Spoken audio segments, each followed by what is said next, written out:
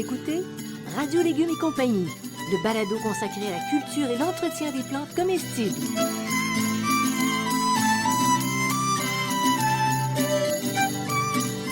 Laitue, Basilic, plantation, poivron, bleuets, pollinisation, haricots, arrosage, fraises, insectes ravageurs et maladies, concombres.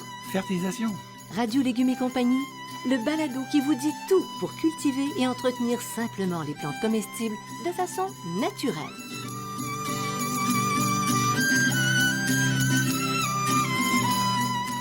Cette émission vous est proposée par Bionic, une gamme de produits certifiés biologiques.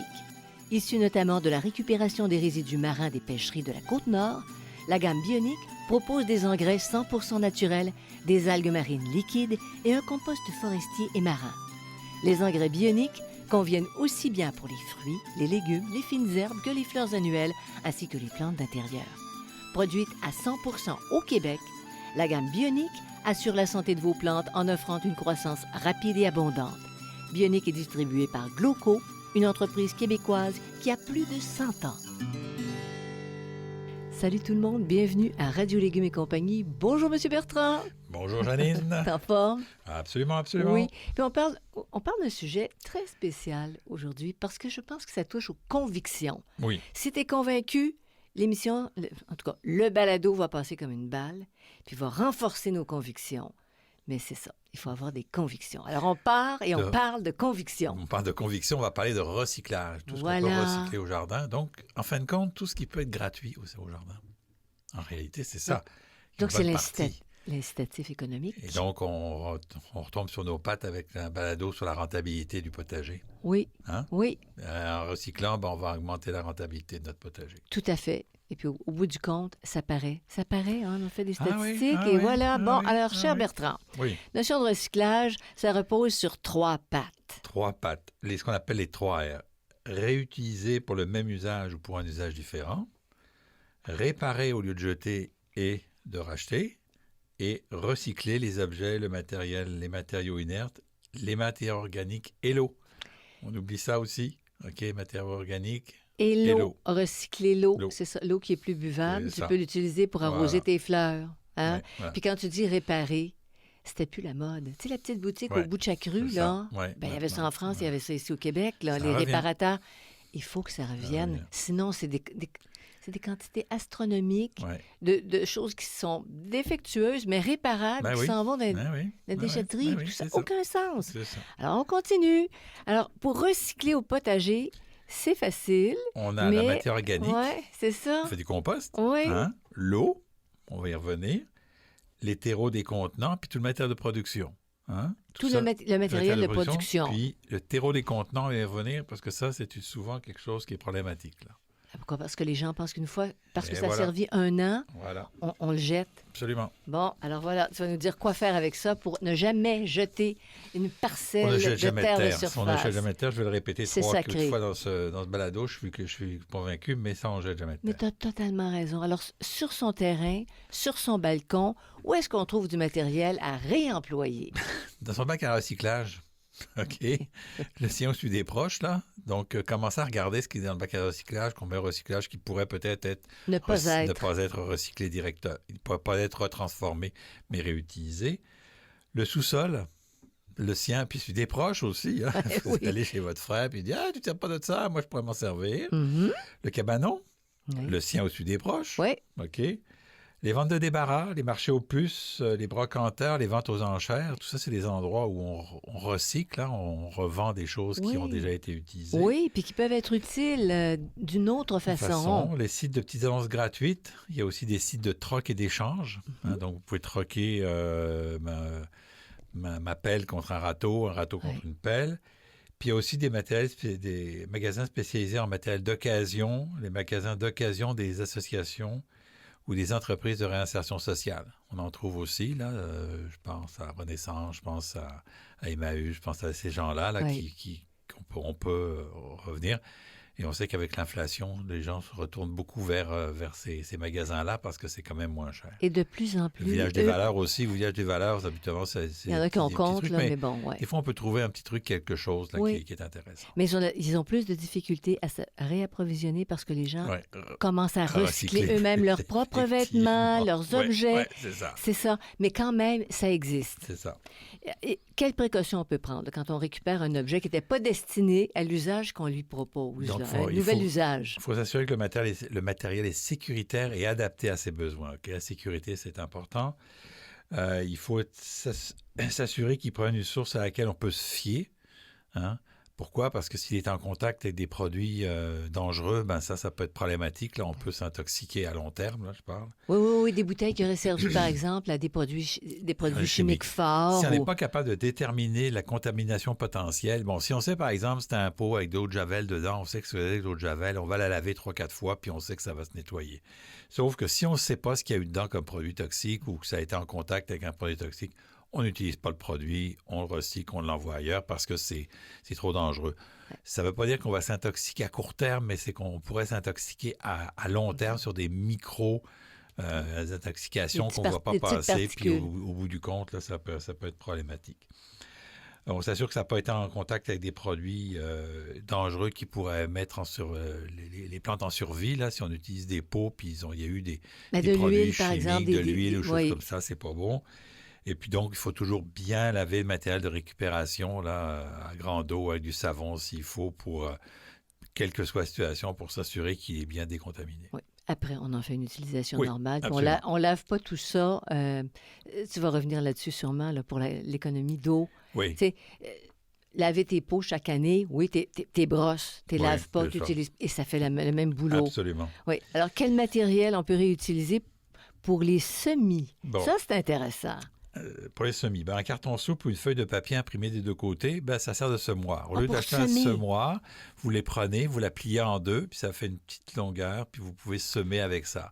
Vous voyez vos graines, puis vous pouvez déposer vos graines. C'est aussi simple que ça. Au lieu d'acheter un semoir qui coûte 8, 10, 15 $, c'est puis ça. dans le fond, qui C'est fait le même que travail. Le semoir, c'est plus précis, mais vous pouvez le faire avec une feuille. Moi, je le fais toujours avec une feuille de papier. Et puis, il y a une pince à épiler aussi, puis je descends tranquillement Avec les une graines. pince à épiler. T'as piqué ma pince? Non, je m'en suis acheté une, chérie. Je n'ai pas piqué ta pince à épiler. Je m'en suis acheté une que je laisse avec mes semences, qui est toujours à la même place, puis qui va être là pour les 20 prochaines années. Si tu ne me la piques pas. Bon, jamais. On peut aussi utiliser des grosses bouteilles de plastique transparent, même si c'est pas une bonne idée de boire. Si c'est de l'eau, ça va. Puis encore, c'est pas une bonne idée d'acheter trop d'eau en bouteille.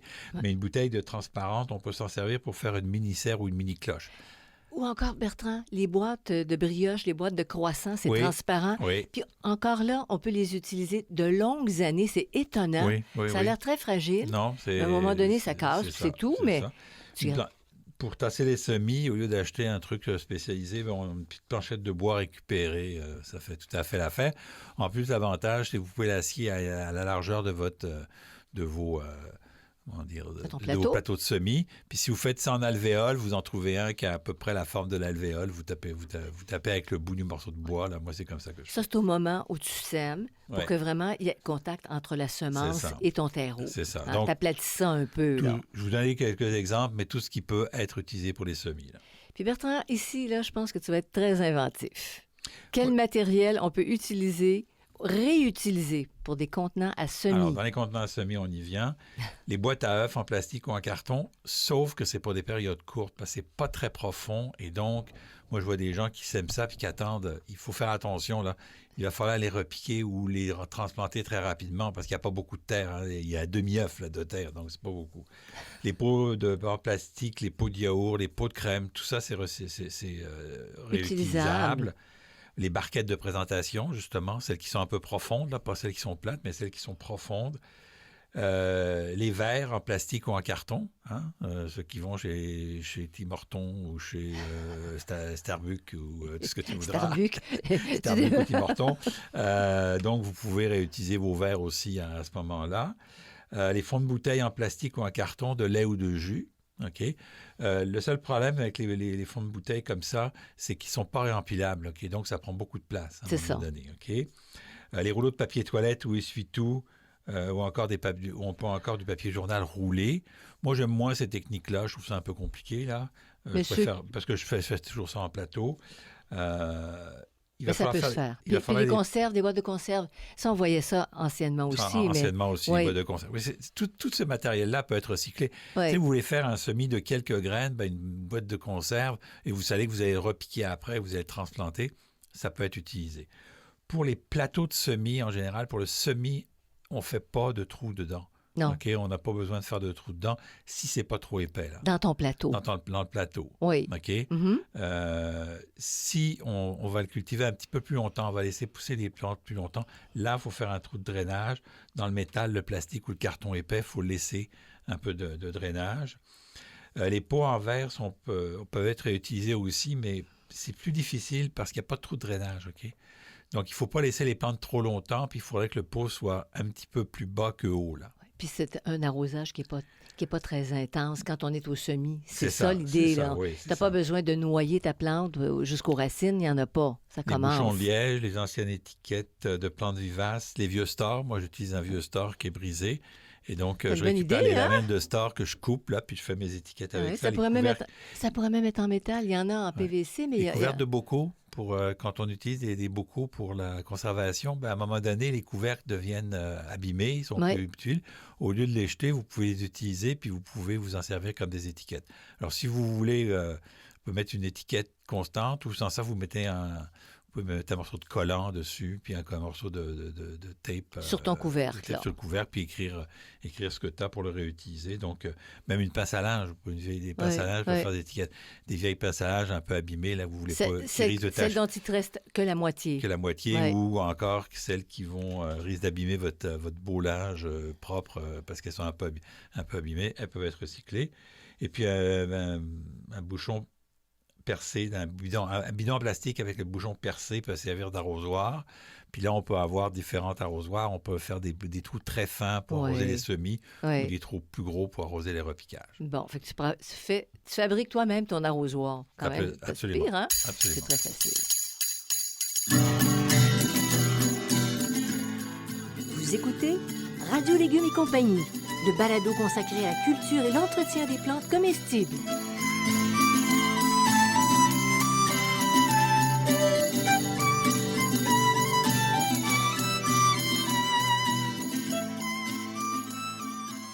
Bionic, la gamme des engrais 100% naturels, propose Bionic compost marin et forestier.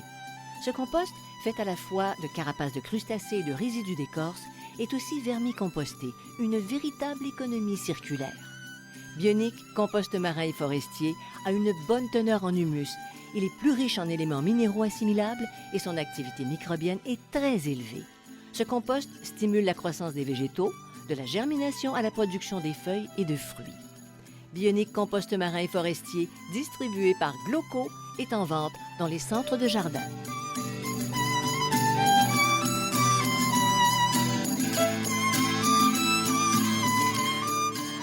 Vous écoutez Radio Légumes et compagnie, le balado consacré à la culture et l'entretien des plantes comestibles. On peut aller jusqu'où dans la réutilisation du matériel? Hein? On peut aller jusqu'à la fantaisie même? On peut, les contenants de culture, c'est tous les récipients qui ont une profondeur de 20 cm et un diamètre de 15 cm. C'est un peu le minimum. Là, plus petit que ça, on peut, mais ça va être temporaire. Puis tu passes ton temps à arroser. Moi, je récupère beaucoup les pots de plastique de jardinerie puis les plateaux. Oui. Là, j'achète presque plus rien dans la jardinerie, mais à une époque, j'achetais pour faire le jardin et tout ça. J'ai tout conservé. Donc, j'ai mes pots et j'ai mes plateaux. J'utilise continuellement ces pots-là, ces plateaux-là. Donc, quand vous allez en jardinerie, des fois, vous donnez un petit truc. En dessous des tablettes, ils ont des plateaux. OK? Puis, ils les recyclent pas tout le temps. Puis si vous avez, mettons, toutes des pots de 4 pouces, toute la même grandeur, si vous en avez donc 15, 16, 17, là, vous demandez de prendre un plateau de plastique, puis vous les mettez dans votre plateau de plastique, et l'année d'après, vous pouvez l'utiliser chez vous. Là, mais là, tu parles vraiment des plateaux de semis, quand on fait les semis. Non, je parle des plateaux de plastique qui... Tu sais, quand tu vas dans un centre de jardin, il y a des plateaux en plastique avec, en général, 15, 16 ou 18 plantes, là. Oui, dedans. OK? oui, oui, Ben, ces plateaux en plastique-là qui reçoivent les petits pots de plastique de 4 pouces ou de 5 pouces, oui. ces C'est pour les plateaux-là, transports. c'est facile parce que tu peux les transporter facilement. C'est ça. Quand tu vas les ressortir, ça va être plus facile à transporter. OK. Tu n'as pas besoin de sortir plateau par plateau. Moi, je suis habitué parce que j'ai travaillé dans les serres. On a toujours des plateaux, là, je pense que c'est 15 ou 18, là, dépendant des cas. Mais dans le jardin d'hiver ici, là, on Dans le travaille jardin avec les d'hiver aussi, plateaux avec parce ça. qu'effectivement, c'est ça, pour le transport. OK, je comprends. Des caisses en bois, des pots, des seaux en fer ou en plastique, des bacs de rangement ou de transport en plastique, mais aussi en osier, des anciens pots de pépinière. Tout ça peut être réutilisé, là. Un pot de pépinière, en général, c'est gros, mais si vous le trouvez trop haut, vous le coupez tout simplement. Pour plus bas, puis vous en faites un pot qui est beaucoup plus bas. Ça, c'est pour mettre ta plante au Oui, final. ça, c'est pour là. cultiver ta plante. Pour la cultiver La durant tout cultiver- l'été. Comme Non. un panier d'osier, là, tu parles C'est pour d'osier. cultiver ta plante après le semis jusqu'à les sortir. Ah, jusqu'à les sortir. Oui, OK, jusqu'à les sortir. OK, je pensais que tu étais dans le décoratif quand Non, tu je parlais pense- non, d'osier. Non, ben, c'est parce que tu peux aussi, tu le vois en décoratif, mais aussi, si tu vois que, bon, à un moment donné, un peu abîmé, puis tu veux plus mettre en décoratif, il peut encore te servir pendant ta culture, pendant que tu fais ta culture. Donc, il n'y a aucun problème, là. Bon, OK. Alors, pour cultiver, on réutilise plein de matériaux. Exemple, les jardins ouvriers. Ouais. Tu sais, C'est ça, ça. c'est un bel exemple français. Ah, hein. oui, Après oui. les guerres, Ben, les jardins communautaires, les jardins aussi, collectifs aussi, ils récupèrent toutes sortes d'affaires, puis ils l'utilisent. Si on tient vraiment à faire un potager surélevé, là, les bois, le bois d'une palette, il faut faire attention parce qu'il y a beaucoup de palettes qui sont aujourd'hui récupérées avec des coups. Donc, c'est des palettes qui sont en fin de vie, qui sont plus récupérées. Des planches usagées ou encore des déchets de scierie, là. Si vous êtes habité par une scierie, ils ont des planches dont ils ne savent pas quoi faire, là, qui sont déclassées, qui ne peuvent pas servir. On peut faire un potager surélevé avec ça. Le carton et le papier peuvent faire du paillis. Personnellement, je trouve que c'est pas très esthétique, là. Tu le recouvres, par exemple. Oui, mais si il peut servir sans être couvert aussi, là. OK, donc on le découpe en morceaux, Ouais. puis on en fait du paillis. Oui. Pas très esthétique, là, mais ça peut être utile. Si vous n'avez pas les moyens d'acheter du paillis, vous n'avez pas de paille, vous pouvez toujours vous dépanner avec ça. Avec C'est- du carton. Avec du carton. Ben, tu le déchiquettes. Oui, Ouais, c'est ça. Oui, c'est ça. Les vieilles escabeaux de bois, des bouts de branches, des branchages, un manche à balai peuvent servir de tuteur. OK? Quand on parle des haricots à rame, OK? La rame, en réalité, c'est des branches qu'on ramassait qui avaient été abîmées. C'est des branches qu'on plantait dans le sol et on laissait monter les haricots dans la rame, dans le rameau. OK? C'est ça, rameau, voilà. OK, c'est une rame, c'est un rameau, donc on parle d'haricots à rame. Et cette rame-là, c'est pas la rame de pagaie, là, pour faire des trucs, c'est cette branche-là. Donc, une branche qui a cassé, puis qui tient encore, ben, vous la prenez, vous la fichez dans le sol, vous faites monter des haricots Ouais. là-dessus, puis ça va faire Mais l'affaire. avoue que ça fait vraiment potager ouvrier, Oui, jardin oui, oui, ouvrier, oui, hein, comme absolument. ça. Puis un vieil escabeau, ça peut être très beau. Oui, oui. Ça peut même c'est être très beau. Un Tu fais escabeau grimper peut les servir à plantes. grimper les plantes là-dessus. Un baril ou une grosse bouteille pour récupérer l'eau de pluie. Bon, les barils, on connaît ça. Là, on met ça sous les gouttières. Ça se remplit en 5 minutes quand il pleut. Et ça met quelques jours à se vider quand on en a besoin. Toutes sortes de matériaux récupérés peuvent servir pour créer, par exemple, un épouvantail. Hein, si vous avez des problèmes d'oiseaux puis vous voulez mettre un épouvantail, ben, au lieu d'acheter du matériel neuf, vous pouvez acheter du vrai matériel et faire des trucs très, très créatifs, là. Mais honnêtement, à part décoratif, est-ce que ça fonctionne vraiment pour chasser les oiseaux? Ben, ça dépend. Alors pas qu'on tout en le a temps. besoin au potager. Ben, pas tu sais. tout le temps, mais bon, c'est un vieux truc, là, l'épouvantail, puis ça fait partie du folklore. Là, donc, Oui, plus. Mais c'est beau, c'est ça. c'est comique. Les outils usagés aussi, on peut utiliser. Hein. Un outil peut être retravaillé, remettre un nouveau manche, garder des vieux. Si on a un outil cassé, puis le manche qui est bon, on garde le manche, on jette l'outil parce qu'il est plus utilisable, ou on essaye de Ou voir on ce qu'il s'en fait. sert On s'en sert autrement. autrement. Si c'est le manche qui est cassé, on garde l'outil, puis on cherche un nouveau manche. Hein. On se débrouille. Et puis aussi les vieux draps usés qui sont des toiles de protection. On ne jette jamais de vieux draps. Non, Jamais. À moins jamais. qu'ils soient finis. Là, quand ils sont imbibés de peinture et imbibés d'huile, Ouais. là, à ce moment-là, on peut les mettre vraiment au vidange. Là, on peut les mettre aux poubelles parce que c'est fini. Ils sont rendus au bout de leur vie. Au bout Mais de tu sais, leur tu vie. peux t'en servir de tes vieux draps pour la peinture, pour des guenilles, pour protéger les plantes du froid. Écoute, C'est ça. jamais, surtout les lidos. Oh. Les lidos, OK. là, plus C'est en plus évocateur. plus intéressant pour le lido que pour le lissam. Bon, OK. Tu as plus de tissu. Ah oui, c'est ça, tu as plus de tissu, d'accord. Bon. Et quels matériaux inertes on peut recycler au jardin? Mais tous les matériaux de béton, le pavé, les dalles, On jette on jette rien. rien de tout ça. Mhm. Si vous avez par exemple un mur en pierre, ben, vous pouvez garder de la pierre pour réutiliser sous un balcon au lieu d'acheter du gravier, des choses comme ça. Là, tu sais, c'est un endroit qui n'est pas visible, mais que vous voulez vous assurer qu'il n'y a pas de mauvais air qui pousse ou quoi que ce soit. Les tiges de fer, les plaques de fer, toutes ces choses-là peuvent être Il réutilisées. y en a qui n'aiment pas ça parce que ça finit par rouiller dans bien des cas, mais tu fais un petit traitement de peinture, Oui. puis ça te donne, ça uniformise tes couleurs au Peinture potager, c'est très bien. Peinture anti-rouille, c'est parfait. Exactement. Ensuite, un balcon comme tuteur, mon cher ami. Là, franchement, t'as poussé. Alors, c'est C'est ça, on bon. peut récupérer des Oui. éléments au balcon. Ben, les poteaux de galerie, les rampes peuvent servir à faire courir des pentes grimpantes ou encore à supporter des contenants. Puis si vous avez une galerie, ben vous pouvez accrocher des pots suspendus. Donc, c'est de la récupération. C'est-à-dire qu'au lieu d'utiliser votre potager, vous pouvez, au lieu d'aller chercher un tuteur, ben peut-être vous pouvez faire monter vos haricots sur votre... là, il faut les diriger un peu, là. Mais vous pouvez faire monter vos haricots ou vos pois sur les poteaux de balcon, sur les choses comme ça. Ça ne va pas les abîmer, surtout que c'est temporaire, donc c'est pour quelques semaines, là, donc ça ne va pas les abîmer. C'est ça. Donc, on utilise tout. Puis en plus, ça fait le potager très proche de nous. Ben oui. Quand c'est sur la galerie, c'est bien ça, agréable. En ville, quand on n'a qu'un balcon, ben, on peut faire tout ça. Là. Puis tu n'es pas obligé d'avoir du sol au sol. Tu peux être au 2e étage, puis mettre des Oui, jardinières, c'est puis tu ça. fais grimper sur tes poteaux de C'est galerie. ça, c'est ça. À C'est ton ça. niveau. C'est ça. Ouais. Alors, comment recycler maintenant les matières organiques? Comment on fait ça? Ben, c'est le compostage. Ah oui, c'est le compostage. Il y a deux sortes de compostage. Ce qu'on appelle le compostage de surface, où on va déposer la matière organique brute sur le sol. Okay? Ça, Dans les plates-bandes, par exemple? Ça peut être dans les plates-bandes, ça peut être dans le potager aussi. Okay? On le fait de manière brute. Moi, je le fais dans les plates-bandes dans le sens où je laisse mes feuilles tomber à l'automne, puis je les laisse là à l'automne. Okay? Donc, c'est une forme de compostage de surface. Là, les feuilles vont prendre du temps à se décomposer. Elles vont me servir de paillis la première année, puis elles vont servir de nourriture les années suivantes. Okay? Mais on peut prendre aussi, ça se fait en permaculture beaucoup, on peut prendre les déchets de table, puis les mettre directement sur le sol. Okay? Dans tes Une technique qui est planches particulière, aussi. je ne rentrerai pas dans le détail. Là, si un jour on fait quelque chose sur le compostage, on en reparlera. Ouais. Vous avez le compostage en tasse qu'on appelle. Okay? Et là, vous avez deux types de compostage. Le compostage à froid. C'est le compostage qu'on fait dans un composteur, normalement. Le composteur de maison, là, Le composteur de ce que maison. les villes donnent aux citoyens. Et là, on ajoute régulièrement de la matière organique, OK? Et donc, il y a un petit coup de feu. La température va monter à environ 40 degrés. Et donc, le compost va être un petit peu différent d'un compost à chaud, ce qu'on appelle, où là, on monte un tas en une seule fois. Là, la température va monter à 60 degrés Celsius.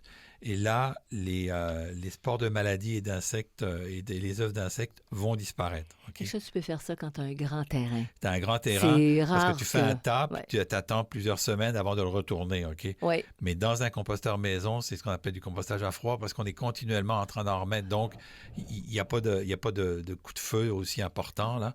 Puis, en général, on veut rebrasser aussi ça, donc c'est un peu... Mais c'est du compost d'une qualité un petit peu moindre, à mon avis, là. Que le compostage à chaud. Là, je suis en train de lire là-dessus, puis c'est pas évident. Non, là. c'est pas évident. Et donc, c'est dans ce sens-là. Parce que c'est pas tout le monde qui peut se permettre de faire le gros tas, d'avoir suffisamment de Question de place. matériaux. C'est ça, en général, C'est ça. par exemple en banlieue ou en ville, quand tu as un certain terrain, C'est ça. tu ajoutes au fur et à mesure, fait que c'est pas possible. C'est ça. Pour la quantité à composter. C'est ça. À froid, c'est quand même bien acceptable. Le compostage à chaud, c'est ce qu'on appelle le compostage en andin. Là, c'est ce que font les compagnies quand ils font du compostage. Oui. Hein, les immenses tas. Alors, quelle matière on peut composter? Les légumes, entiers ou sous forme de pelure. Le légume entier, c'est si vous avez loupé votre coupe et vous l'avez laissé pourrir, ben, mettez-le dans le compost, retournez-le à la terre, mettez-le pas dans les poubelles, les vidanges qui s'en vont. Là. Remettez-le. Les résidus de fines herbes, le paillis issu du paillage, on ne remet pas le bois raméal fragmenté, mais si on a utilisé du foin, si on a utilisé de la paille, si on a utilisé quelque chose qui se décompose, on peut le remettre dans le compost. Ça, c'est ça avec quoi on recouvre, par exemple, une planche de fraises. Là, C'est ça. Bon, C'est ça. Quand tu refait, quand au bout de 2-3 ans, on refait la planche de fraises, on peut le ramasser. Au lieu de le mettre, on le remet dans le compost, puis on le repart. Les fleurs comestibles, les plantes décoratives, les feuilles séchées, Puis les plantes de légumes, les racines, les tiges, les feuilles, les plantes, on peut tout mettre ça. Il y a des exceptions. Par exemple, le chou, si on a de la hernie du chou qui se promène, ben on va détruire la plante au complet. Oui. Il y a certaines plantes, mais là, je le donne toujours, les explications quand je donne pour les insectes. Là. Donc, vérifier pour chaque insecte. Mais dans certains cas, on va garder la plante. Dans d'autres cas, on va détruire la plante.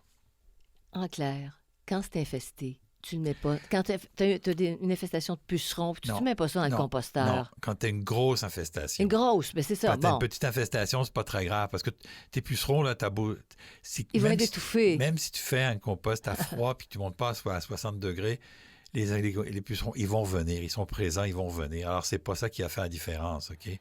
Mais une grosse infestation, des plantes malades, tu ne mets pas ça dans le compost. Il y a certaines plantes que tu détruis, il y a certaines maladies que tu détruis, puis il y a certains... Tu sais, la pierrite du chou, par exemple, tu ne l'enlèves pas parce que ça, de toute façon, ils vont venir, là, tu sais. Il faut que tu aies d'autres stratégies pour t'en débarrasser. Mais la hernie du chou, ça, tu dois t'en débarrasser parce que c'est dans le sol et là, tu vas vouloir t'en débarrasser. Bon. Quand tu as un doute, tu ne le mets pas dans le compost. On peut dire ça quand on n'est pas spécialiste. Puis, envoyer les plantes qui sont un petit peu affectées dans les ramassages communautaires, les bacs verts. Oui. C'est correct, ça? Oui, c'est correct. Eux sont capables de gérer ça? Oui, ça peut être aussi parce que c'est des procédés qui sont différents. Ils sont différents. Vous écoutez Radio Légumes et compagnie, le balado consacré à la culture et l'entretien des plantes comestibles.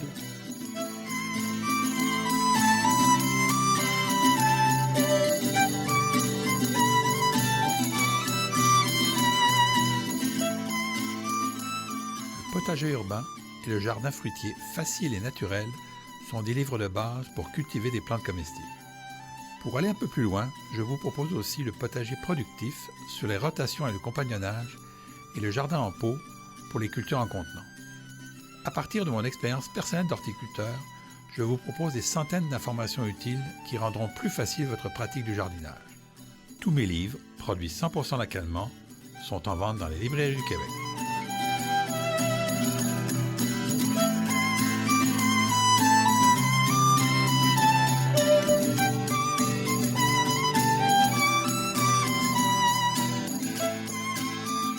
Vous écoutez Radio Légumes et compagnie, le balado consacré à la culture et l'entretien des plantes comestibles.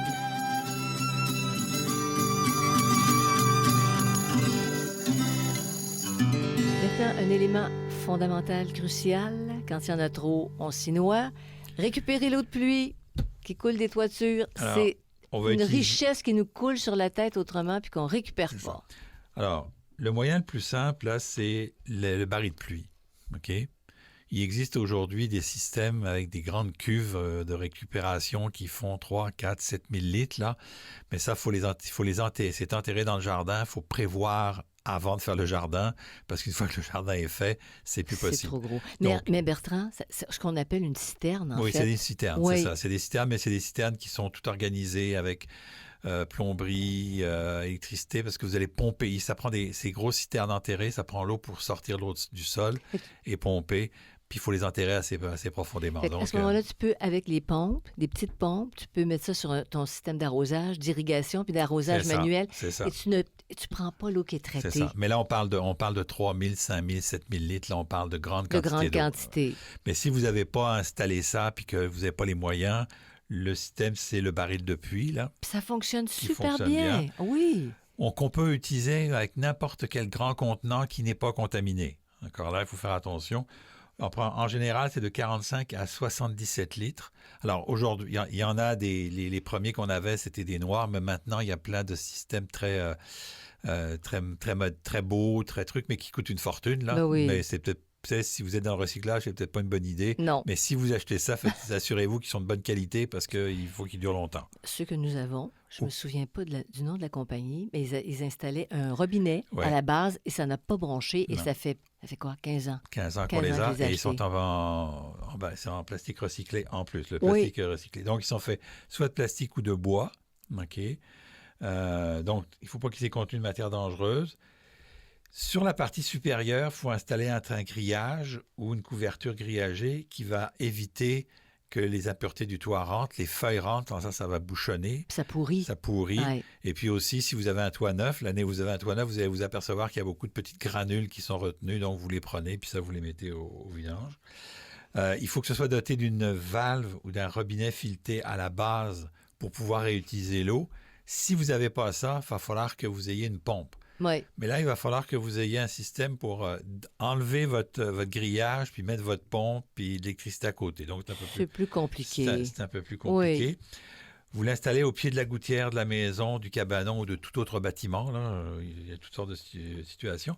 Vous essayez de le surélever au minimum de 30 cm, mais idéalement de 45 à 60 cm. Pourquoi vous le surélevez? C'est que si vous le laissez au sol, votre petit robinet qui est assez bas, vous ne serez pas capable d'aller remplir votre arrosoir. Donc, il faut les soulever pour pouvoir passer l'arrosoir en dessous. Ou, si c'est pas possible, question de sécurité parce qu'il y a des enfants puis tout ça, tu peux, avec un tuyau, un petit tuyau d'arrosage suffisamment court. Sauf que tu ne vas pas pouvoir, avec le système des vases communicants, tu ne vas pas pouvoir vider ton baril plus bas que la hauteur de ton maximum de ton arrosoir. Oui, à cause du problème des mais vases communicants. admettons que c'est possible. Là. Oui. Oui. Il ne faut pas oublier d'avoir un trop-plein aussi. OK? Puis ce trop-plein, moi, ce que je vous conseille, c'est de l'envoyer dans une plate-bande ou de l'envoyer dans une partie on a un endroit dans la maison où il n'y a pas de système d'arrosage parce que c'est au nord, donc il y a besoin de moins d'arrosage. Mais le trop-plein, c'est ça qui va arroser la plate-bande tout le temps. Donc... le trop-plein de ton baril. C'est ça. Donc, on utilise l'eau avec un arrosoir à main, un tuyau, bon, tu en as parlé pour la gravité, ou une pompe électrique. C'est les trois moyens, là. On peut donc avoir une grande cuve enterrée, on en a parlé tout à l'heure, ou encore un grand terrain où on a un grand étang avec une pompe. Oui. Mais ça prend des grands terrains à ce moment-là. Mais si vous avez un étang qui se remplit pendant l'hiver, parce qu'avec les pluies et tout ça, mais si vous avez besoin d'eau, vous pouvez mettre une petite pompe et utiliser cette eau-là pour arroser le potager. OK. Mais tu dis une petite pompe, on trouve ça facilement, ces pompes-là, dans les supermarchés? Même des grosses pompes. Là, ça filtre les cochonneries, admettons, qui sont au fond d'un étang. C'est-à-dire que c'est pas la pompe qui filtre. Il faut mettre un filtre avant la pompe. Un filtre avant la pompe. OK. Pour empêcher... Vous renseignez à ce moment-là. OK. Mais ça va bien, puis tu peux transporter ça. Admettons un petit modèle de pompe d'un baril à l'autre si tu n'as pas de robinet. Là. Oui, mais les pompes pour baril, c'est particulier parce que c'est particulier. Il faut une pompe que tu puisses descendre dans le fond du baril pour que ça prenne toute l'eau. Ou encore, c'est des pompes avec des tiges, un peu comme des pompes avec des tiges. Là, tu sais. Oui. Avec le baril, la pompe, là, moi, je suis un peu sceptique. Là. C'est un peu compliqué parce qu'il faut, en plus de ça, tirer le fil électrique pour avoir de l'électricité. Là. C'est un peu plus compliqué. Ouais, on est mieux au robinet, franchement. Un baril avec un robinet. Oui, c'est pas mal moins compliqué. Et puis, comment on entrepose les terreaux des contenants? Tu sais, ta saison est finie. Oui. Faut que tu sauves ton pot parce qu'il va geler puis il va craquer. Oui. Alors, sauf les pots en toile. Genre Smart-Pot, ça, t'as pas besoin, tu peux laisser dedans, mais tous les autres pots, il faut les rentrer avec notre hiver. Fait qu'il faut que tu récupères la terre. Tu jettes pas ça, la terre. Moi, quand j'ai commencé il y a 40 ans, on disait aux gens, vous jetez la terre, puis vous mettez de nouvelles terres. Aujourd'hui, je vous dis, faites surtout pas ça, parce que vous gâchez votre argent, ça coûte cher la terre, puis on en manque. Okay? Mais Bertrand, d'autant plus qu'on s'en va de plus en plus, les gens utilisent des engrais naturels. Oui. T'en mets dans ta terre. Quand c'était des engrais chimiques, à la limite, ça peut se défendre. Comprends-tu? C'était parce que ce qu'on appelle la déminéralisation. Mais regarde, il y a des moyens de le faire. Mais avec des engrais naturels, on garde toujours notre terre. Mais même, quels que soient les engrais qu'on utilise, on devrait garder notre terre. Oui. OK? Voilà. Il n'y a pas de discussion. Correct. Parfait. Donc, on retire le terreau des contenants fragiles, notamment ceux qui sont en terre cuite, en plastique mince, et ainsi de suite. On les entrepose en tas, OK? Dans des gros pots de plastique épais ou en métal. Comme des vieilles poubelles, par exemple, ça peut faire. OK? Ce qu'il faut savoir, c'est que l'hiver va détruire une grande partie des maladies. Okay? Donc, moi, je les mets dans des sacs de plastique. Je rachète toujours un peu de terre au printemps. Je garde mes sacs de plastique. J'ai des sacs de plastique. Donc, je mets ma terre dans mes sacs de plastique. Au printemps, on ajoute simplement une partie de compost à 2 parties de terreau existants que l'on mélange bien. Donc, une partie de compost à 2 parties de terreau. Et on mélange le tout.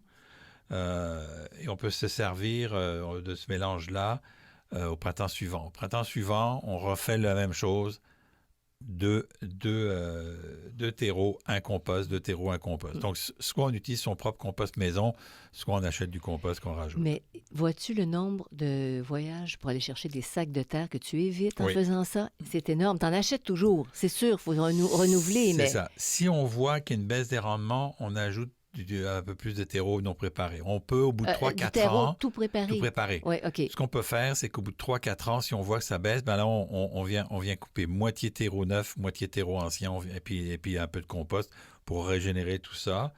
Dans mon livre sur le potager, dans le potager en pot, j'explique comment recycler en tenant compte des plantes qui sont les plantes gourmandes, peu gourmandes, et moyennement gourmandes et peu gourmandes. C'est un peu plus compliqué, je n'expliquerai pas ici, là, parce que c'est un peu plus compliqué. Mais on peut aussi faire ces rotations avec du terreau et conserver du terreau d'année en année. OK? Donc, c'est un peu... Un terreau qui est moins riche, moyennement riche ou plus riche. C'est ça. C'est ça. Tu peux aller jusque-là dans le raffinement. Jusque-là dans le raffinement, mais là, je vous donne la recette globale, mais qu'on peut réutiliser d'année en année. Oui. Si on ne peut pas le recycler, si on est arrivé au bout, là, on peut le mettre dans le compost ou encore l'étendre dans le potager. Mais on si plus de place ne prend pas sa terre pour l'envoyer dans les vidanges. Ça n'a pas de sens. Okay? Jamais, c'est ça. Jamais mis à la poubelle. Donc, on met ça dans le compost. On peut rajouter un peu de terre. Si on en a trop, on peut l'étendre ou la garder en sac puis la mettre l'année d'après. Mais on essaye de jamais jeter de la terre. Avec la terre qui entre sur un terrain, reste sur un terrain. Sur le terrain. Puis sur un balcon, c'est la même chose, on peut faire. C'est pas mal, celle-là. La terre qui rentre sur le terrain reste sur le terrain. Ça me fait penser à un autre adage bien connu. Ah oui? On s'en reparlera. On s'en reparlera en intimité. Ce qui reste dans le balado, reste dans le balado, c'est ça? Oui, c'est ça. Alors voilà ce qui complète, réutiliser, réparer, recycler tout ce qui entre dans le jardin et le potager. C'est super. Ça complète notre sujet pour aujourd'hui, Bertrand. Absolument. Bon, alors on va sur radiolégumes.com pour rester informé. Et puis, on écoute les balados, on approche 80, là. Oui. Ça va très bien. Merci beaucoup à Bionic de Gloco. Un merci également à Xavier Gervais-Dumont pour la musique, Charles Gervais-Dumont pour l'assistance technique.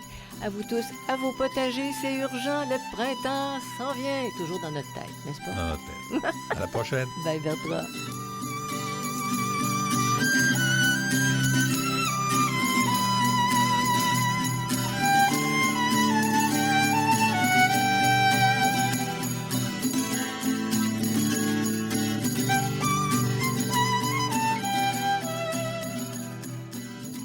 Vous écoutez Radio Légumes et compagnie, le balado consacré à la culture et l'entretien des plantes comestibles.